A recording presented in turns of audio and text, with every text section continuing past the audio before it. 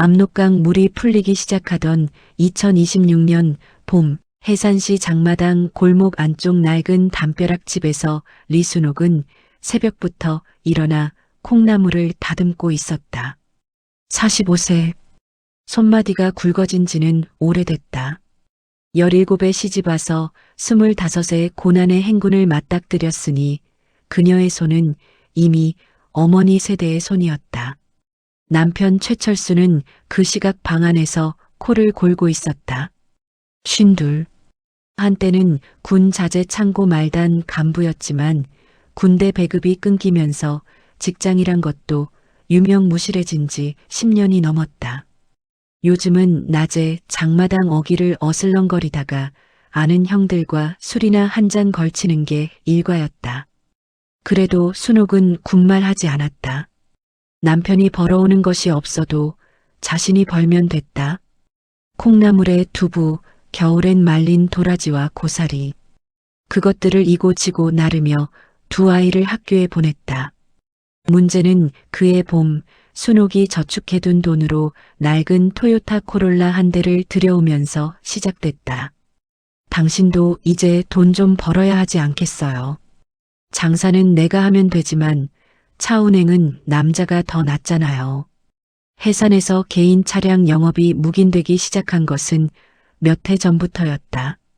정식 허가는 없었지만 안전원들에게 봉사료만 꼬박꼬박 챙겨주면 뒷골목.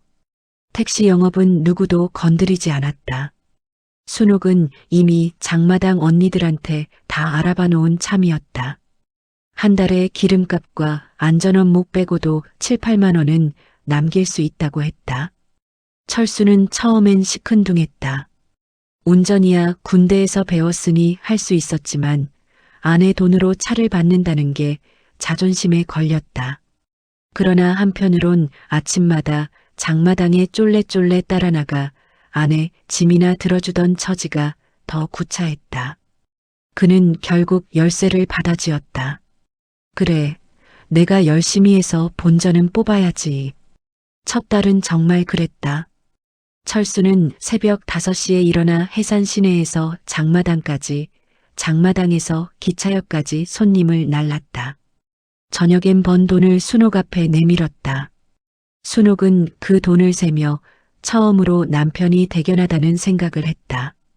2달째부터 조금씩 이상해졌다. 번 돈이 슬슬 줄어들기 시작했다. 처음엔 기름값이 올랐다더니 다음엔 안전원한테 더 줬다더니 나중엔 차 수리했다더니 순옥은 꼬치꼬치 따지지 않았다. 남편이 일하는 사람이 됐다는 것만으로도 충분하다고 생각했다.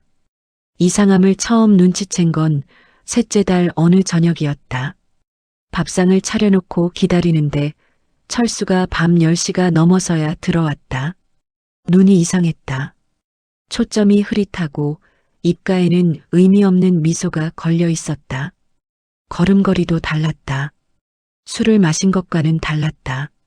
술을 마시면 비틀거리거나 시비를 걸었는데 그날은 그냥 멍하게 웃으면서 쓰러지듯 누워버렸다.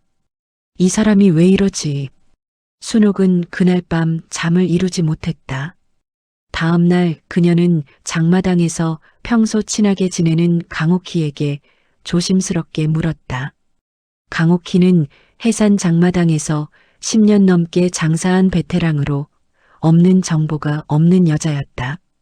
언니, 남자가 눈이 흐릿하고 이유 없이 희죽희죽 웃으면 뭐가 문제야? 강옥희의 얼굴이 굳었다. 언니, 남편 이상한 거 맞아. 빙두야. 빙두. 북한에서 메스암페타민을 부르는 말이었다. 한때 군수품으로 만들어졌다는 이야기가 있는 그것은 고난의 행군 이후 장마당과 함께 퍼져나갔다. 처음엔 피로 해소제로, 그 다음엔 식욕 억제제로, 나중엔 그냥 쾌락을 위해. 해산은 중국 국경과 맞닿아 있어 특히 유통이 활발한 곳이었다. 순옥은 그날 집에 오자마자 철수의 차 글러브 박스를 뒤졌다. 조그만 비닐 봉지 하나가 나왔다. 하얀 결정. 손이 떨렸다. 당신, 이게 뭐야? 철수는 처음엔 잡아댔다. 모르는 손님이 두고 간 거야. 그러나 순옥이 쏘아붙이자 태도가 돌변했다. 벌떡 일어나 소리를 질렀다. 내가 뭔데 내 물건을 뒤져. 내가 돈 버는 사람이야, 내가. 그 목소리는 순옥이 알던 철수의 것이 아니었다. 마약을 하면 신경이 예민해지고 사소한 일에도 폭발한다는 걸 순옥은 그날 처음 몸으로 배웠다. 철수는 방문을 쾅 닫고 나가버렸고 새벽이 지나서야 돌아왔다. 그 다음 주부터 동네가 술렁이기 시작했다. 최철순의 집담 너머로 고함 소리가 새어나오는 건 이제 하루 이틀 일이 아니었다. 처음엔 이웃들이 못 들은 척했지만 소리가 점점 커지자 옆집 박분희 할머니가 담 쪽으로 귀를 쫑긋 세웠다. 저 집 또 싸우네. 철수가 빙두한다는 소문이 사실인 모양이야. 해산 골목은 좁았다. 소문은 빠르게 퍼졌다. 사실 이런 사례가 최철순의만의 일은 아니었다. 같은 골목 아래채에 사는 한영철도 비슷한 상황이었다. 48세. 아내 조미선이 몇 년째 중국 물건을 떼다 파는 장사로 가정을 꾸려왔고 지난해 가을 아내 미선이 마련해준 낡은 봉고차로 영업을 시작했다. 그도 두어 달은 열심히 했다. 그런데 영철의 경우는 마약이 아니라 다른 문제였다. 미선아, 나 오늘 좀 늦어. 한 달에 한두 번이던 것이 이틀에 한 번이 됐다. 미선은 처음엔 손님이 많은가 보다 했다. 그런데 이상했다. 늦는 날이 늘어날수록 집에 가져오는 돈은 줄었다. 기름 먹는 봉고차가 문제인가 했는데 어느 날 미선이 친구를 통해 소식을 들었다. 영철이 해산 외곽에 새로 생긴 노래방을 들락거린다는 것이었다. 거기서 알게 된 25살짜리 여자와 어울려 다닌다는 말도 함께였다. 미선은 무릎에 힘이 풀렸다. 자신이 발이 부르트도록 장사해서 번 돈으로 마련해준 차가 그 차가 다른 여자를 태우고 있다는 것이었다. 그날 저녁 미선은 영철이 들어오자마자 손바닥으로 뺨을 올려붙였다. 차 열쇠 내놔. 영철은 처음엔 부인했다. 아는 사람 딸인데 역까지 태워다 줬을 뿐이라고. 그러나 미선이 증거를 들이밀자 무릎을 꿇었다. 울면서 빌었다. 다신 안 그러겠다고. 미선은 그날 받아줬다. 아이가 둘이었고 이혼은 너무 복잡했다. 북한에서 이혼은 재판소까지 가야 하는 일이었고 도당 비중까지 받아야 하는 경우도 있었다. 그냥 참는 게 현실적이었다. 하지만 참는데도 한계가 있었다. 이 무렵 장마당 여성들 사이엔 이런 말이 돌았다. 남자들이 돈을 벌기 시작하면 가정이 무너진다. 웃자고 하는 말이 아니었다. 진짜 경험에서 나온 탄식이었다. 고난의 행군 이후 20년 넘게 여성들이 장사로 가정을 먹여 살렸다. 남편들은 직장이라는 허울을 붙들고 출근 도장이나 찍으며 배급을 기다렸지만 배급은 오지 않았다. 결국 살림은 아내가 했다. 아이들 학비도 명절 음식도 집수리도 다 아내 몫이었다. 그런 구조가 굳어진 지 오래였다. 그 안에서 여자들은 강해졌고 남자들은 자존심 상한 채 구석에 웅크려 있었다. 그런데 차량 영업이 가능해지고 나서 남자들이 다시 돈을 쥐기 시작하자 어떤 남자들은 그 돈을 올바로 쓰지 못했다.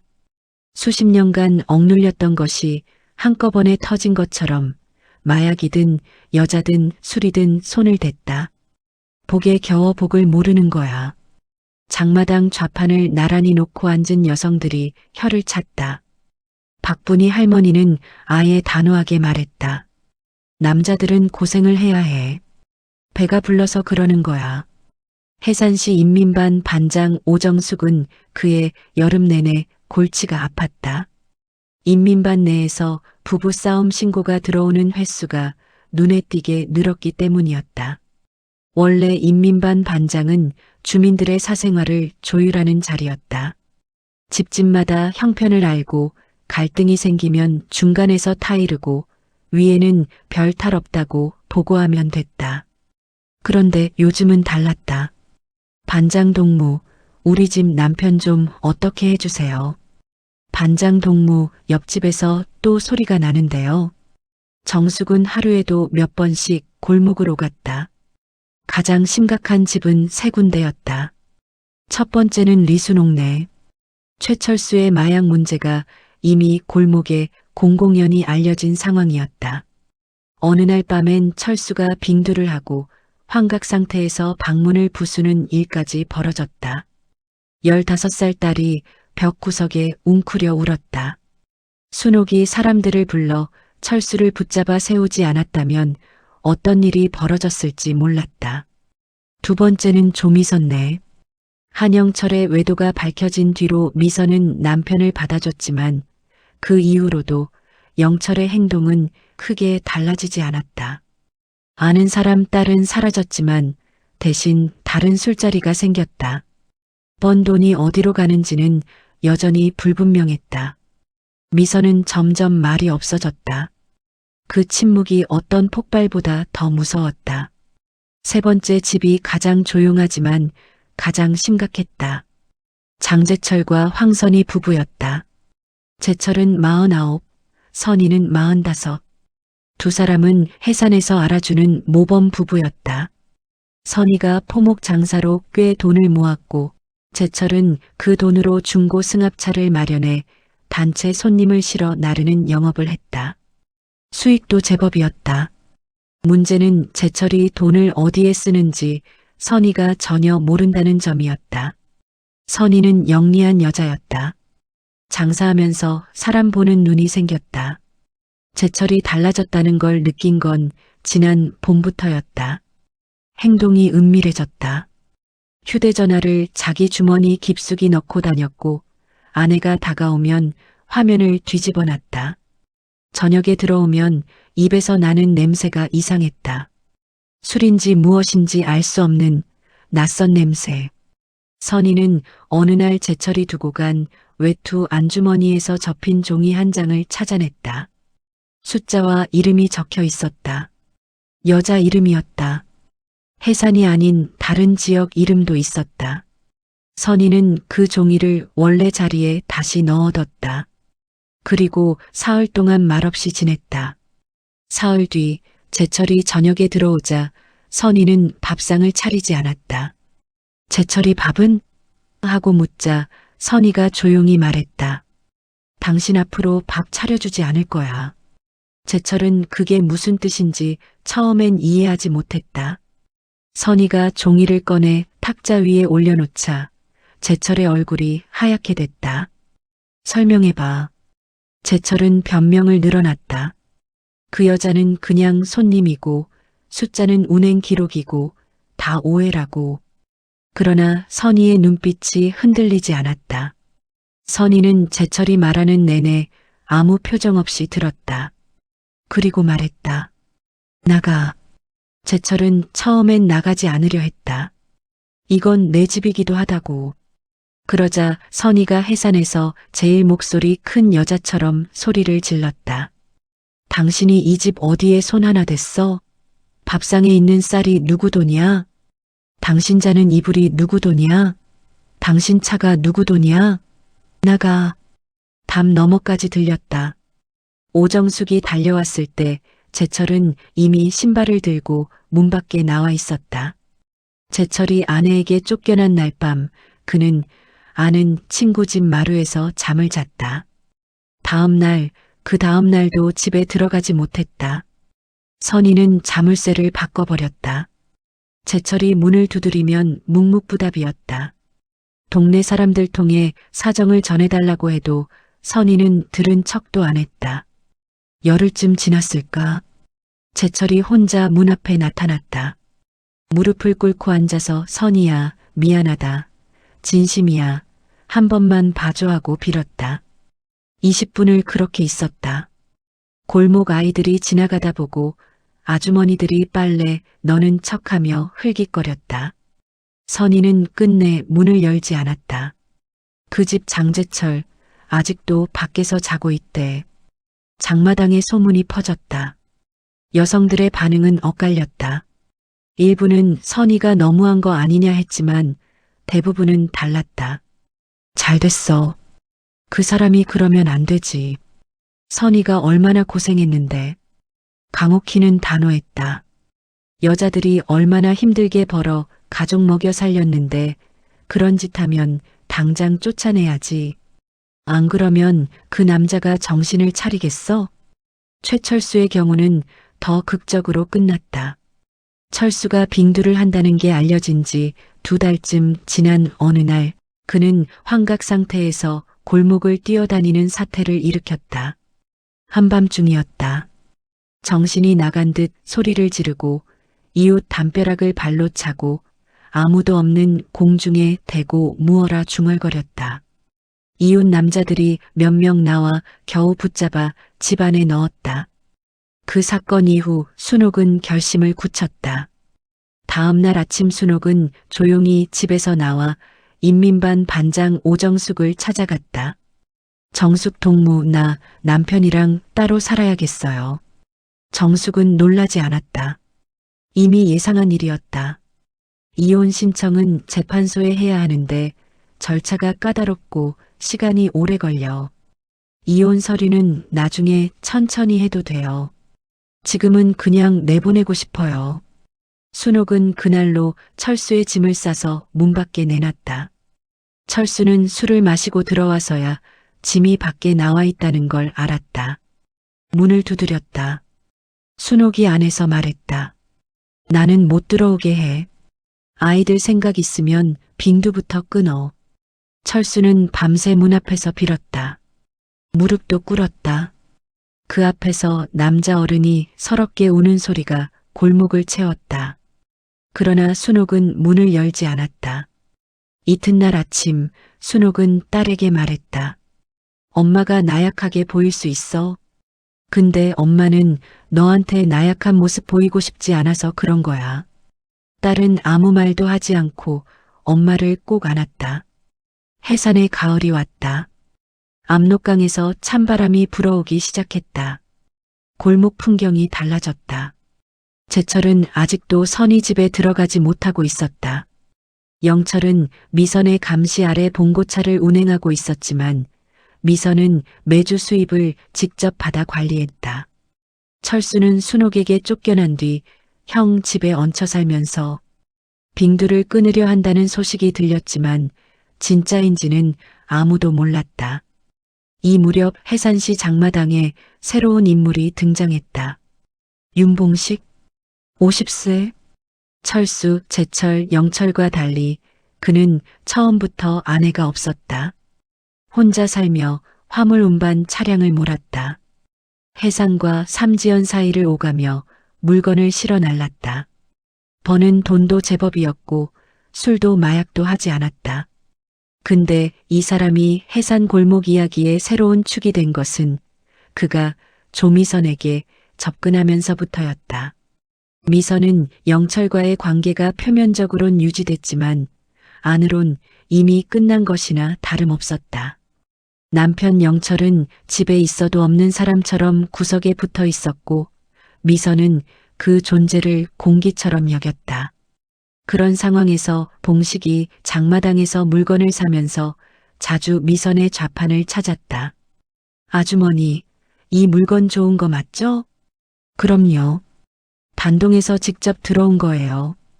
봉식은 물건을 사고 미선은 팔았다. 처음엔 그게 다였다. 그런데 봉식이 찾아오는 횟수가 늘더니 어느 날 한마디를 덧붙였다. 미선 동무는 힘들어 보이는데 뭔가 고민이 있어요? 미선은 처음엔 웃어 넘겼다.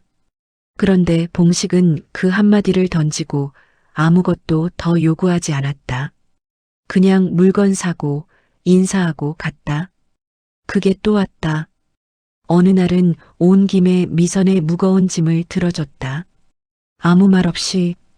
여자는 화려한 말보다 행동에 흔들린다. 미선은 봉식이 다녀가고 나면 이상하게 마음이 차분해졌다. 그 소문이 돌기 시작하자 영철이 반응했다. 당신, 그 봉식이라는 사람이 왜 자꾸 와? 물건 사러 오는 거지. 그게 왜 자꾸 우리 좌판이야? 미선이 조용히 영철을 쳐다봤다. 당신이 나한테 그 말을 할 자격이 있어? 영철은 할 말을 잃었다. 미선이 낮게 말을 이었다. 당신 그 여자한테 우리 차 태워줄 때 나한테 물어봤어? 당신이 번 돈 어디다 쓸 때 나한테 말했어? 내가 뭘 좋아하고 뭘 힘들어하는지 물어본 적 있어? 영철은 아무 말도 못했다. 미선은 그날 저녁 아이들 재우고 나서 한참 동안 혼자 앉아 있었다. 봉식과 무슨 일이 있었던 건 아니었다. 하지만 자신이 무엇을 원하는지 처음으로 생각해 봤다. 한편 황선이는 그 시간 전혀 다른 방식으로 살고 있었다. 제철을 내보낸 뒤 선이는 오히려 더 바빠졌다. 포목 장사를 확장해서 다른 지역 상인과 연결을 텄다. 혼자 두 아이를 돌보면서 장사까지 하는 게 쉽지는 않았지만 정신만큼은 훨씬 맑았다. 제철은 한 달에 한 번씩 찾아와 아이들을 만나게 해달라고 했다. 선이는 아이들이 원하면 만날 수 있게 했다. 하지만 집에 들어오는 건 허락하지 않았다. 제철이 빌고 또 빌었지만 선이의 태도는 한결같았다. 나는 당신을 원망하지 않아. 근데 같이 살 수 없어. 재판소에 이혼 신청을 낸 건 그해 가을이었다. 북한의 이혼 절차는 복잡했다.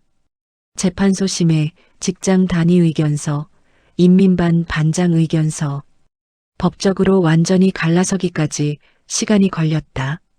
그러나 선희에겐 이미 마음의 이혼이 끝난 지 오래였다. 오정숙은 선희의 이혼 신청 관련 서류에 서명하면서 잠시 손을 멈췄다. 선희야, 정말 괜찮아? 선희는 웃었다. 나 옛날부터 괜찮았어. 혼자 살아온 거나 다름없었으니까. 정숙은 서명을 했다. 그 손에 조금의 떨림이 있었지만 후회는 없었다. 이 무렵 해산 장마당에서 기묘한 현상이 생겨났다. 여성들끼리 모이는 자리에서 점점 자주 오가는 이야기가 있었다. 우리가 없으면 이 집들 어떻게 될 것 같아? 아무도 대답하지 않았다. 대답할 필요가 없었다. 이미 다 알고 있었으니까. 1990년대부터 20년 넘게 여성들은 무너진 국가 배급 체계 속에서 스스로 살 길을 찾았다. 두부 장수, 채소 장수, 중국 물건 장수. 새벽부터 일어나 장에 나가고 단속이 오면 뛰고 안전한 손에 물건을 뺏기면 또 처음부터 시작했다. 배급을 기다리는 남편 밥상을 차리면서도 불평하지 않았다. 아이들 학비는 어떻게든 마련했다. 그 세월이 여성들을 단단하게 만들었다. 그리고 그 단단함이 이제 다른 방식으로 나타나고 있었다. 더 이상 아이들 때문에 참지 않는 여자들. 이혼 서류가 복잡하면 법 없이도 남편을 내보내는 여자들.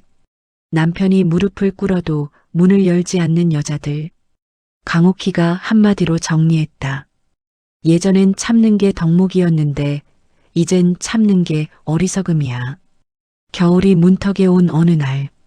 오후 리순옥은 장마당에서 일찍 장사를 접고 집에 돌아오다가 골목 어귀에서 멈췄다.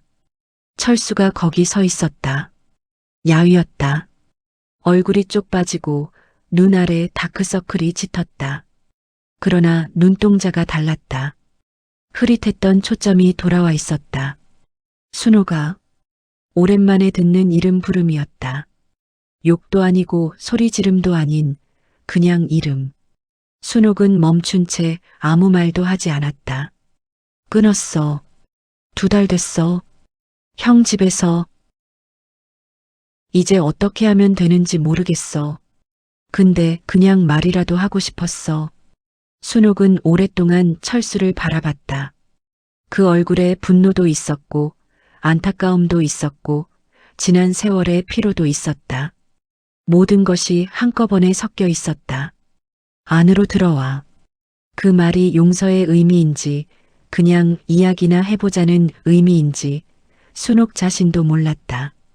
아마 그건 시간이 더 지나봐야 알 수 있는 일이었다. 해산의 겨울은 길었다. 압록강이 얼어붙고 골목에 눈이 쌓이면 세상이 조용해졌다. 그 고요함 속에서 어느 집은 남편을 들여보내고 어느 집은 자물쇠를 바꾸고 어느 집은 서류 한 장을 기다렸다. 남자들이 돈을 쥐기 시작하면서 흔들린 것은 가정만이 아니었다. 20년 넘게 여성들이 쌓아온 무언의 권위, 가정 안에서 말없이 유지해온 힘의 균형, 그것이 흔들렸다. 어떤 남자들은 그 균형이 자신에게 유리하게 돌아온 줄 알았지만 착각이었다. 여성들은 이미 달라져 있었다. 강옥희는 그 겨울에도 새벽 5시에 일어나 좌판을 펼쳤다. 10손가락이 곱아도 가래떡 같은 김이 입에서 피어올라도 그 옆에 조미선이 왔고 그 곁에 황선이가 왔다. 세 여자가 입김을 내뿜으며 앉아 있었다. 누가 먼저랄 것도 없이 한마디가 나왔다. 오늘도 열심히 살자. 그 말엔 체념도 없었고 넋두리도 없었다. 그냥 그 말이었다. 오늘도 열심히 살자. 해산의 겨울 아침이 그 말을 받아 강 건너로 흘러갔다.